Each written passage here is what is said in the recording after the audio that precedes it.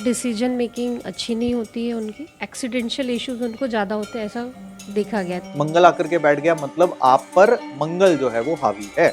आदमी को गुस्सा और उत्तेजना आएगा कब? जब वो घर पे होगा, अपने पार्टनर या जिन जिन लोगों के साथ मिलता है उनके साथ झगड़ा करने को भी तैयार रहता होगा कि अपने गलत निर्णय या जल्दबाजी में निर्णय करने या गुस्से के कारण से अपने आप को नुकसान करना।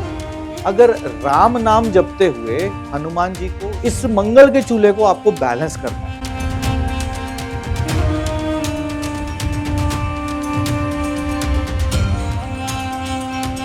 फर्स्ट हाउस में मैक्सिमम केसेस में जब मंगल की राशि होती है या मंगल होता है तो उन लोगों की कंप्लेंट होती है हेल्थ इशू, डिसीजन मेकिंग अच्छी नहीं होती है उनकी, एंड फोकस में भी प्रॉब्लम रहती है और एक्सीडेंशियल इश्यूज उनको ज़्यादा होते हैं, ऐसा देखा गया। 3-4 कॉमन चीज़ें। तो एट दैट सिचुएशन मंगल कुंडली वाइज मंगल पे फर्स्ट हाउस में क्या रेमेडी करनी चाहिए फर्स्ट हाउस को देखते हुए? कुंडली के अंदर अगर पहले भाव में मंगल आ जाए तो क्या प्रभाव होते हैं? इन्होंने क्या कहा कि मंगल अगर पहले भाव में आ जाता है तो डिसीजंस गलत हो जाते हैं, एक्सीडेंटल चांसेस जो है वो ज्यादा बन जाते हैं। डिसीजंस गलत होने के साथ साथ कभी कभी परेशानियां भी आदमी को आ जाती है। होता क्या है फर्स्ट हाउस कुंडली के अंदर? क्या है? आपका लग्न, आपकी बॉडी, आपकी देह। क्या है फर्स्ट हाउस कुंडली के अंदर? आपका लग्न, आपकी बॉडी। समझ में आ रहा है? लग्न के ऊपर अगर मंगल आकर के बैठ गया, मंगल आकर के बैठ गया मतलब आप पर मंगल जो है वो हावी है, यानी कि आपकी नेचर के अंदर। क्यों आपकी नेचर के अंदर? क्योंकि first house depicts your nature. First house क्या बताता है? कलेक्टिवली आप किस माइंडसेट के हो, कैसे हो, क्या करते हो, क्या नहीं करते, ये फर्स्ट हाउस है। अब मंगल अगर पहले भाव पे बैठा है तो मंगल के एट्रीब्यूट, गुणधर्म तो उस व्यक्ति के अंदर आए। क्या आया? गुस्सा आया, उत्तेजना आई, जल्दबाजी में काम करना आया। इस कारण से कभी कभी डिसीजन गलत होते हैं। ऐसा नहीं है कि वो उसके डिसीजंस वो करता है तो गलत ही होते हैं। उल्टा मंगल की राशि अगर हो या मंगल हो, ऐसा आदमी क्विक डिसीजंस जो है वो लेता है, बहुत ज्यादा विलंब नहीं करता। बट ऐसे में ही अगर जल्दबाजी में बहुत ज्यादा कर जाता है कभी कभी डिसीजन, तो वही डिसीजन कभी गलत भी हो जाता है। अब हो क्या रहा है टेक्निकली, आप ये देखिए। वैदिक दृष्टिकोण से जब भी मंगल पहले भाव में बैठेगा तो उसकी 3 दृष्टि संबंध जो है वो बनेगी। एक बनेगी चौथे घर के ऊपर, एक बनेगी 7वें घर के ऊपर और एक बनेगी 8वें घर के ऊपर। चौथे घर पे मंगल की दृष्टि लग्न से बैठ करके होगी तो क्या होगा? आदमी को गुस्सा और उत्तेजना आएगा कब? जब वो घर पे होगा। 7वें भाव पे दृष्टि आ रही है, इसका मतलब अपने पार्टनर या जिन जिन लोगों के साथ मिलता है उनके साथ झगड़ा करने को भी तैयार रहता होगा। 8वें भाव पे अगर दृष्टि आ रही है तो व्हाट डज दैट मीन? कि अपने गलत निर्णय या जल्दबाजी में निर्णय करने या गुस्से के कारण से अपने आप को नुकसान पहुंचाएगा। ये बात समझ में आ रही है? होता क्या है एक्चुअली, क्योंकि मंगल अब लग्न पर हावी हो गया, इस कारण से ये दुष्प्रभाव अगर है आपको, अगर दिख रहे हैं तो ये दुष्प्रभाव आपको दिखेंगे। अब मंगल क्या है? मंगल एग्रेशन का कारक है, मंगल जल्दबाजी में करने का कारक है। मंगल क्या करता है? व्यक्ति को उत्तेजना देता है। अब मंगल के उपाय क्या करें कि अगर मंगल लग्न में बैठा हो तो ये जो परिस्थितियां, ये जो दिक्कतें आई हैं, ये किसी व्यक्ति को ना आए या किसी व्यक्ति को चैलेंजेस जो है वो ना आए।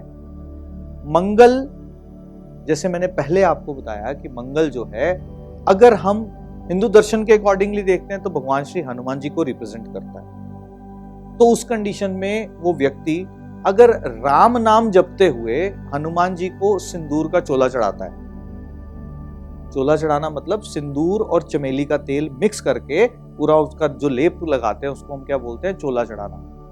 तो उस कंडीशन में उसका मंगल जो है वो राम नाम का जाप करते हुए, यानी कि उस मंगल को, राम नाम का जाप मतलब सूर्य की एनर्जीज उसके अंदर डालना। सूर्य की एनर्जीज अंदर डालना मतलब मंगल को राइट डायरेक्शन दे देना। मंगल को, यानी कि उसके गुस्से को राइट डायरेक्शन दे देना, उसकी उत्तेजना, उसके डिसीजंस को राइट डायरेक्शन दे देना। तो जैसे वो राम नाम का जाप करते हुए सिंदूर और चमेली का तेल अगर लगाता है, हनुमान जी के ऊपर लेप करता है, तो उसके डिसीजंस जो है वो सही होना शुरू हो जाएंगे। गुस्सा करेगा पर जब करना होगा तब करेगा, जिस पर करना होगा उस पर करेगा, हर एक के ऊपर नहीं करेगा।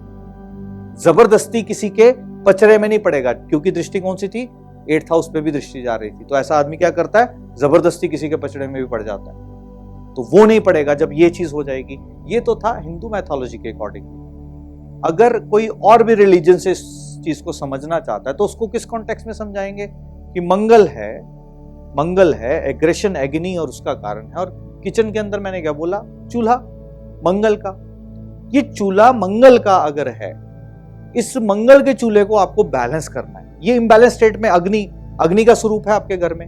ये कब इम्बैलेंस होती है, या जब ये जल के ऊपर जल में जाएगी, या ये जब स्पेस में जाएगी। जल में जाएगी तो अग्नि कमजोर होनी शुरू हो जाएगी, यानी कि आपके डिसीजन, अब मंगल आपकी कुंडली में ऊपर से और किचन आपकी चलेगी जल में, तो आपके डिसीजन वीक होने शुरू हो जाएंगे। जल्दबाजी में गलत डिसीजन लेना शुरू कर दो। बात समझ में आई?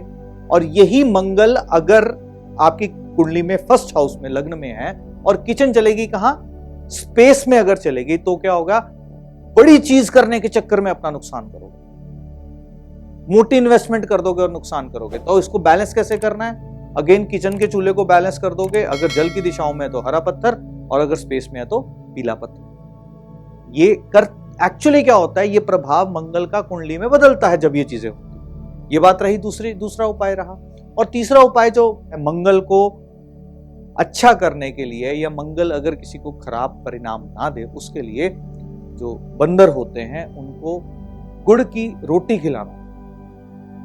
बंदरों को अगर कोई गुड़ की रोटी खिला देता है, वो भी एक उपाय जो है बड़ा अच्छा है। या लाल